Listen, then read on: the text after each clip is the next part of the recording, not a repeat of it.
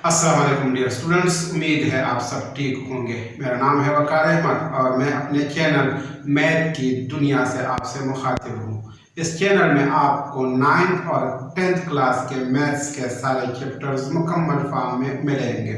तो अगर आप इस चैनल को ज्वाइन करोगे तो मुझे उम्मीद है कि इंशाल्लाह ये आपको फ़ायदा देगा और आने वाले एग्ज़ाम में आप बेहतरीन परफॉर्म करोगे।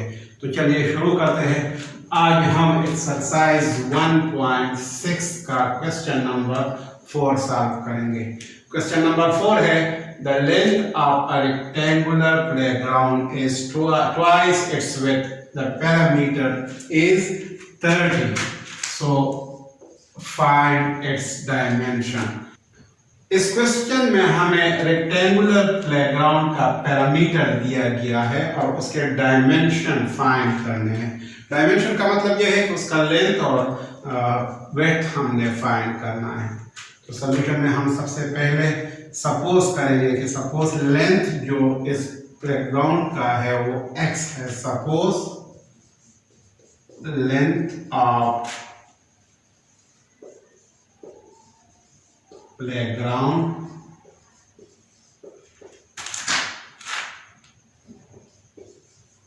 equal to x and width of playground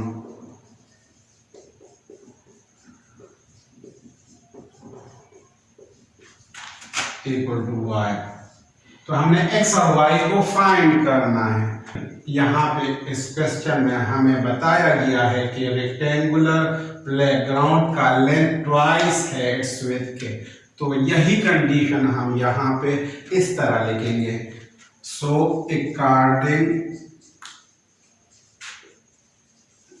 to the condition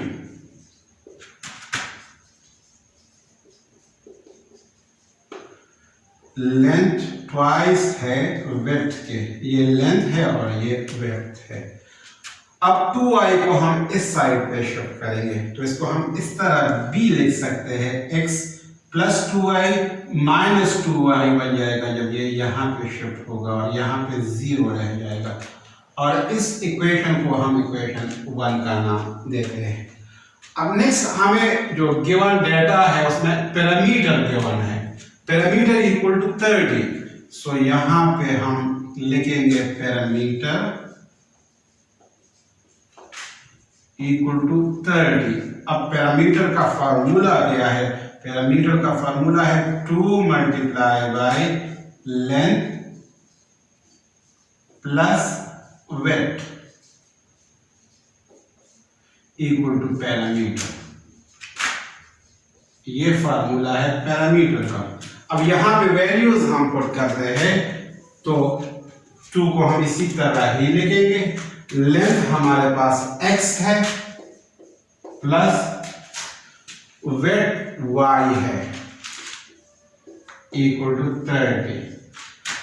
और इसको हम इस तरह भी लिख सकते हैं, 2 को दूसरे साइड पे शिफ्ट करते हैं तो यहाँ पे डिवाइड हो जाएगा।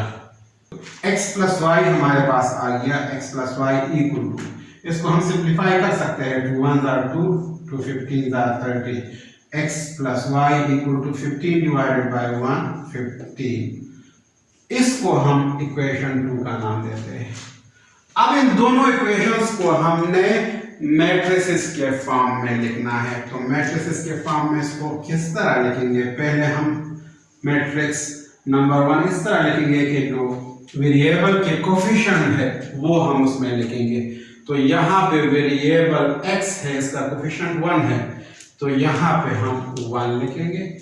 इसके बाद y है और y का कोफिशिएंट -2 है तो -2 हम यहाँ पे लिखेंगे। और इस इक्वेशन में x का कोफिशिएंट 1 है तो वो यहाँ पे लिखेंगे और y का भी 1 है तो वो यहाँ पे लिखेंगे। और नेक्स्ट मैट्रिक्स हम इसके साथ मल्टीप्लाई फॉर्म में लिखेंगे और उसमें वेरिएबल वर्टिकल फॉर्म में लिखेंगे, वेरिएबल्स का कॉलम बनाएंगे और फिर इक्वलिटी का निशान होगा और राइट हैंड साइड पे हमारे कांस्टेंट जो वैल्यूज है वो आएंगे। यहाँ पे 0 है और यहाँ पे 15 है तो इसको हम लिखेंगे इस तरह। अब हम सपोज करते हैं कि ये फर्स्ट मैट्रिक्स जो है ये ए के बराबर है, सेकेंड एक्स के बराबर है और थर्ड जो मैट्रिक्स है ये बी के बराबर है। तो हम यहां पे लिख लेते हैं suppose A matrix equal to 1 - 2 1 1 और एक्स मैट्रिक्स जो है वो एक्स वाई के बराबर है और बी मैट्रिक्स 0 और 15 के बराबर है। अब सबसे पहले हम ए डिटर्मिनेंट को फाइंड करते हैं। तो यहाँ पे मैं ए डिटर्मिनेंट को फाइंड करता हूँ। ए डिटर्मिनेंट हमारे पास आ जाएगा इस तरह, A determinant equal to A matrix के एलिमेंट हम यहाँ पे लिखेंगे 1 - 2 1 1। अब ए डिटर्मिनेंट फाइंड करने का तरीका यह है कि पहले हम फर्स्ट डायगोनल की एंट्रीज को मल्टीप्लाई करेंगे 1 × 1, इसके बाद माइनस और फिर हम सेकेंड डायगोनल की एंट्रीज को मल्टीप्लाई करेंगे 1 × -2। तो ए डिटर्मिनेंट हमारे पास इस तरह आ जाएगा 1 × 1 से 1 आता है, माइनस इंटू माइनस प्लस 1 × 2 से 2 आता है। तो ए डिटर्मिनेंट हमारे पास आ गया 3। Since A determinant is not equal to 0, therefore solution of these equations is possible.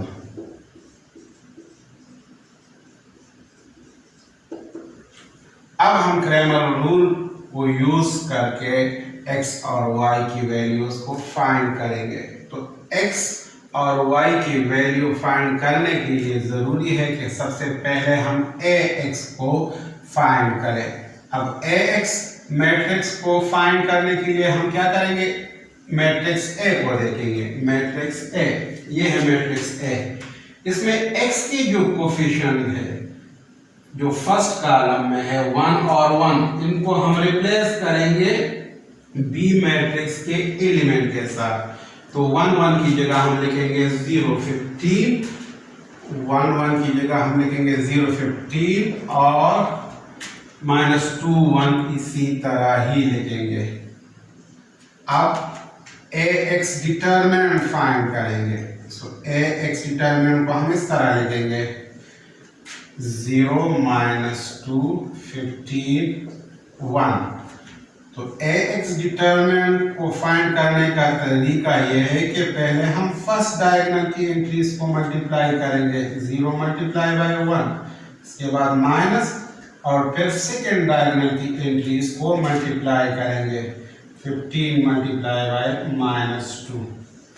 तो ax डिटर्मिनेंट हमारे पास आ जाएगा 0 × 1 से 0 आता है, minus into minus plus 15 × 2 30। ax determinant हमारे पास आ गया 0 + 30 से 30 आता है। अब हम बाय क्रैमर रूल x की वैल्यू को फाइंड करेंगे। सो x की वैल्यू फाइंड करने के लिए हम फार्मूला लिखेंगे ax determinant divided by a determinant. अब यहाँ पे वैल्यूज हम पुट करते हैं ताकि x की वैल्यू को फाइंड कर सके। सो पुटिंग वैल्यूज, तो x की वैल्यू हमारे पास आ जाएगी x = ax डिटर्मिनेंट 30 है और a डिटर्मिनेंट 3 है। a डिटर्मिनेंट 3, सो अगर 30 को 3 से डिवाइड करें तो 10 आता है। तो x की वैल्यू हमारे पास 10 आ गई, यानी लेंथ ऑफ रेक्टेंगुलर प्लेग्राउंड 10 हो गया। अब हम y की वैल्यू को यहाँ पे फाइंड करना चाहते हैं। तो सबसे पहले हम ay को फाइंड करेंगे। अब ay मैट्रिक्स हमारे पास क्या होगा, ay मैट्रिक्स को लिखने का तरीका ये है कि हम मैट्रिक्स A को देखेंगे और इसमें जो y के कोफिशिएंट है इनको रिप्लेस करेंगे बी मैट्रिक्स के एलिमेंट के साथ। तो हम इसको इस तरह लिखेंगे, 1 1 इसी तरह ही लिखेंगे और ये -2 1 रिप्लेस करेंगे 0 15 के साथ। अब हम इसका डिटर्मिनेंट फाइंड करेंगे। सो ए वाई डिटर्मिनेंट को हम इस तरह लिखेंगे 1 0 1 15। सो ए वाई डिटर्मिनेंट हमारे पास आ जाएगा, फर्स्ट डायगोनल की एंट्रीज को मल्टीप्लाई करेंगे, इसके बाद माइनस और फिर सेकेंड डायगोनल की एंट्रीज को मल्टीप्लाई करेंगे। सो ए वाई डिटर्मिनेंट हमारे पास आ जाएगा 1 इंटू 15 से 15 आता है, -1 इंटू 0 से 0 आता है। तो ए वाई डिटर्मिनेंट का फाइनल आंसर आ गया 15। अब हम y की वैल्यू को फाइंड करने के लिए y का फार्मूला लेते हैं। सो y का फार्मूला है A Y determinant divided by A determinant. तो यहाँ पे हम वैल्यूज पुट करते हैं ताकि y की वैल्यू को फाइंड कर सके। सो जब हम वैल्यूज पुट करते हैं तो हमारे पास y आ जाएगा, y equal to A Y determinant 15 है और ए डिटर्मिनेंट 3 है। तो y की वैल्यू हमारे पास 15 को 3 से डिवाइड करें तो 5 आता है। तो लिहाजा y की वैल्यू हमारे पास 5 आ गई। तो इसका मतलब ये हो गया कि वेट जो है वो 5 के बराबर है। हेंस यहाँ पे हम लिख सकते हैं length of playground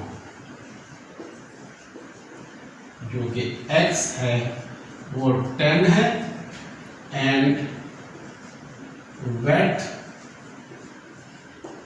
of playground जो कि y है वो 5 के बराबर है। Are dimension of playground are 10 and 5। तो ये आंसर आ गया इस क्वेश्चन का।